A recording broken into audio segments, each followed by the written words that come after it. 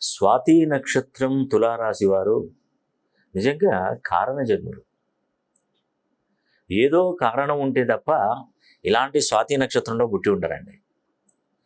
నిజంగా ఆ నక్షత్రంలో పుట్టి కూడా మీరు ఎదుగుదల అనేది లేదు అంటే దానికి ప్రధానమైనటువంటి కారణాలు తెలుసుకోవాలి. అసలు ఎందుకు ఎదగట్లేదు? ఇంత మంచి నక్షత్రం, ఇంత మంచి రాశి, ఇప్పుడు నేను చెప్తున్నాను కదా, ఇప్పుడు స్వాతి నక్షత్రం తులారాశి వాళ్ళు నా దగ్గరికి వచ్చే రేషియో చాలా తక్కువగా ఉంటుందండి. మిగతా రాశులు అంటే కోకొల్లలు చాలామంది వచ్చారు, కానీ ఈవెన్ స్వాతి నక్షత్రం తులారాశి వాళ్ళు నా దగ్గరికి చాలా తక్కువ రేషియోలో వస్తుంటారు. ఎందుకు చెప్పండి? ఒక విషయం అడుగుతున్నా, ఎందుకు చెప్పండి? ఎందుకంటే ఆ పరమేశ్వరుడు, ఆ భగవంతుడు అనుగ్రహం అనేది ఎక్కువగా ఉంటుంది వీళ్ళకి. 99% వాళ్ళు కోటీశ్వర్లేనండి. రాసి పెట్టుకోండి, బాండ్ పేపర్ మీద రాసి పెట్టుకోండి. ఒక 1% డెవలప్మెంట్ లేదంటే దానికి ప్రధానమైనటువంటి కారణం తెలుసా? వాళ్ళ డెస్టిన్ నంబర్ కానీ బర్త్ నంబర్కి కానీ వారు పెట్టుకున్నటువంటి పేరు -డిగ్రీలో ఉండి ఉంటుంది.